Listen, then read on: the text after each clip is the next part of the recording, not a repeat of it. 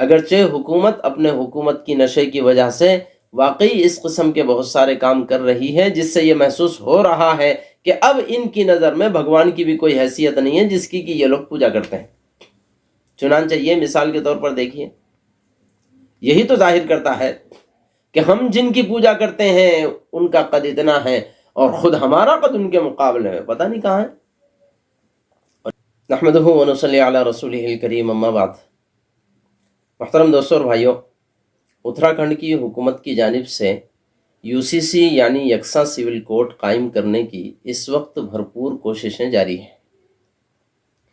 اب اس قانون کی وجہ سے ملک میں کیا تبدیلیاں پیش آئے گی، ملک واسیوں کو کس قسم کے نقصانات کا سامنا ہوگا، بطور خاص مسلمانوں کا اس میں کیا نقصان ہوگا، عیسائیوں کا کیا نقصان ہوگا، یہودیوں کا کیا نقصان ہوگا، بدھسٹ کا کیا نقصان ہوگا، دلتوں کا کیا نقصان ہوگا، اور پھر اس کے علاوہ خود ہندوؤں کے درمیان ملک میں علاقے کی تبدیلی کی وجہ سے یا فرقے کی تبدیلی کی وجہ سے کتنے زیادہ اختلافات پائے جاتے ہیں، ان اختلافات کو سب کو ایک جگہ جمع کرنا کیا حکومت کے لیے ممکن ہے، اور حکومت کو اس قانون کے لاگو کرنے کے لیے کتنی آسانیاں پیش آئے گی، کتنی مشکلات کا سامنا رہے گا، وغیرہ وغیرہ، یہ سارے مسائل تو اپنی جگہ ہے۔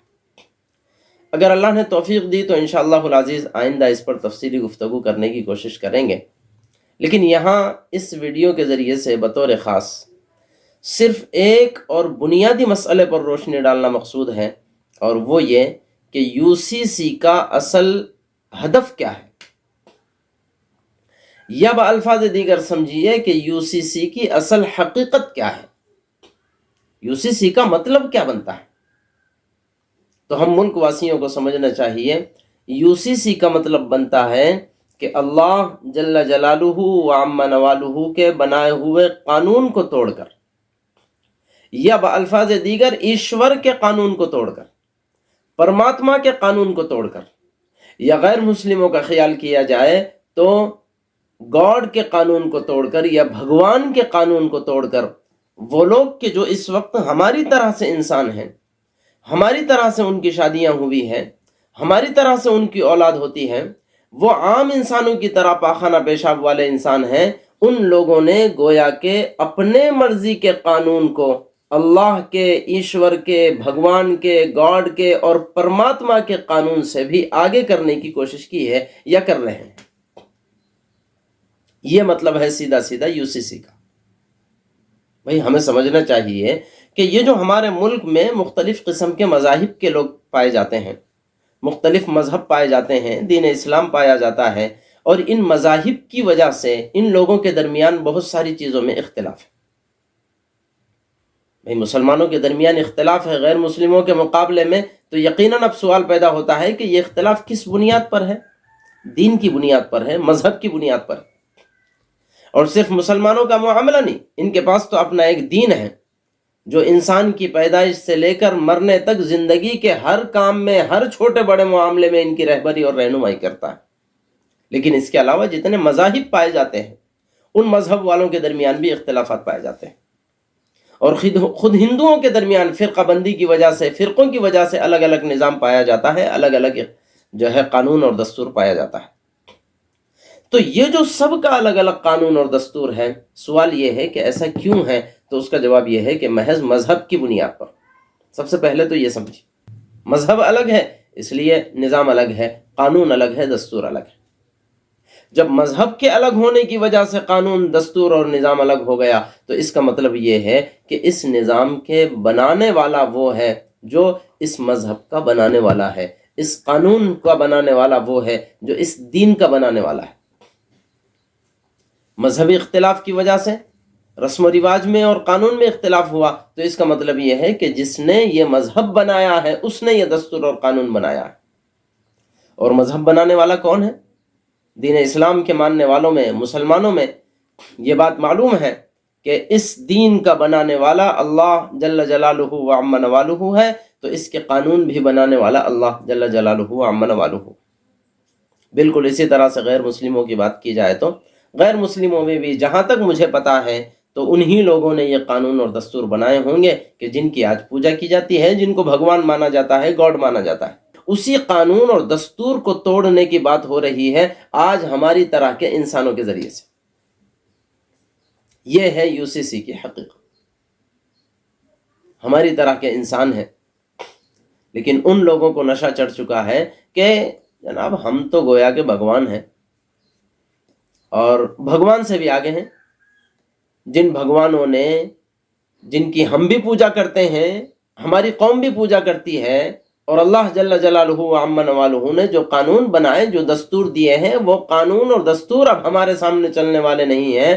قوم کے لیے، ملک واسیوں کے لیے ہم قانون بنائیں گے، اور وہ قانون بھگوان کے، اللہ کے، ایشور کے، پرماتما کے قانون سے بھی اعلیٰ اور افضل اور اچھا قانون ہوگا۔ یہ مطلب نکلتا ہے یو سی سی کا۔ کیا ہندوؤں نے کبھی اس پر غور کیا ہے؟ یا یہ حکومتیں جو اس وقت یو سی سی لانے کے چکر میں ہیں، ان لوگوں نے بھی کبھی غور کیا ہے؟ ٹھیک ہے، چلو یہ لوگ غور نہ کریں، کیا فرق پڑ رہا ہے؟ اگر یہ لوگ اپنے کسی عمل کے ذریعے سے اپنے آپ کو بھگوان سے آگے ثابت کر رہے ہیں تو اس میں ان کی بڑائی کی بات ہے، لیکن کیا عام لوگوں کو غور کرنے کی ضرورت نہیں ہے؟ اگرچہ حکومت اپنے حکومت کی نشے کی وجہ سے واقعی اس قسم کے بہت سارے کام کر رہی ہے، جس سے یہ محسوس ہو رہا ہے کہ اب ان کی نظر میں بھگوان کی بھی کوئی حیثیت نہیں ہے جس کی کہ یہ لوگ پوجا کرتے ہیں۔ چنانچہ یہ مثال کے طور پر دیکھیے، یہی تو ظاہر کرتا ہے کہ ہم جن کی پوجا کرتے ہیں ان کا قد اتنا ہے، اور خود ہمارا قد ان کے مقابلے میں پتہ نہیں کہاں ہے۔ اور یہ میں اپنی طرف سے نہیں کہہ رہا ہوں، مجھے کہنے کی ضرورت بھی نہیں ہے۔ مذہب تمہارا ہے، مذہب کے اعمال تمہارے ہیں، تم جیسا چاہو سو کرو، لیکن ایک سادہ ذہن رکھنے والا بندہ بھی سمجھتا ہے کہ یہ کیا کھیل تماشا چل رہا ہے۔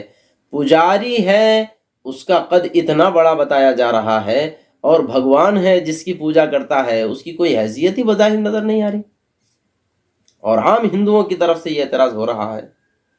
تو جہاں تک حکومت کا معاملہ ہے تو میں یہ کہنا چاہوں گا، وہ تو اپنے حکومت کے نشے میں ایسا محسوس ہو رہا ہے کہ حکومت نے اپنے آپ کو بھگوان سے بھی آگے کر لیا ہے، لیکن عوام کو سمجھنے کی ضرورت ہے۔ عوام کدھر کو جا رہی ہے؟ کیوں خواہ اندھی تقلید میں مبتلا ہے؟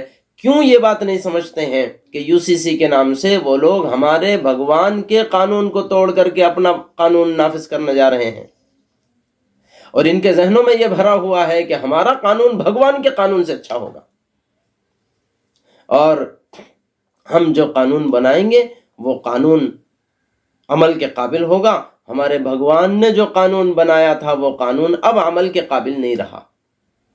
یہ گویا کہ میسج دینا چاہ رہی ہے حکومت۔ اس کو خود مسلمانوں کو بھی سمجھنا چاہیے اور سنجیدگی کے ساتھ لینا چاہیے، اور صرف مسلمانوں کو نہیں، غیر مسلموں کو بھی سمجھنا چاہیے، ان کو بھی سنجیدگی کے ساتھ لینا چاہیے کہ حکومت آخر کرنا کیا چاہ رہی ہے۔ اب اس کی وجہ سے نقصانات کیا ہوں گے، کس کو کم نقصانات ہوں گے، کس کو زیادہ نقصانات ہوں گے، اور کس کے کیا مسائل پیش آئیں گے وغیرہ وغیرہ، وہ سب تفصیل اپنی جگہ ہے، لیکن بنیادی طور پر ہمیں یہ سمجھنے کی ضرورت ہے کہ یو سی سی کا مطلب یہ ہے کہ اللہ کے بنائے ہوئے قانون کے مقابلے میں حکومت یہ کہنا چاہتی ہے کہ ہمارا قانون اچھا ہے۔ گاڈ کے قانون کے مقابلے میں حکومت یہ کہتی ہے کہ ہمارا قانون اچھا ہے۔ پرماتما، ایشور اور بھگوان کے قانون کے مقابلے میں حکومت یہ کہنے جا رہی ہے کہ ہمارا قانون اچھا ہے۔ یہ ہمیں سمجھنا چاہیے۔ اللہ کرے مجھے بھی آپ کو بھی صحیح سمجھ نصیب فرمائے۔ والسلام علیکم ورحمۃ اللہ وبرکاتہ۔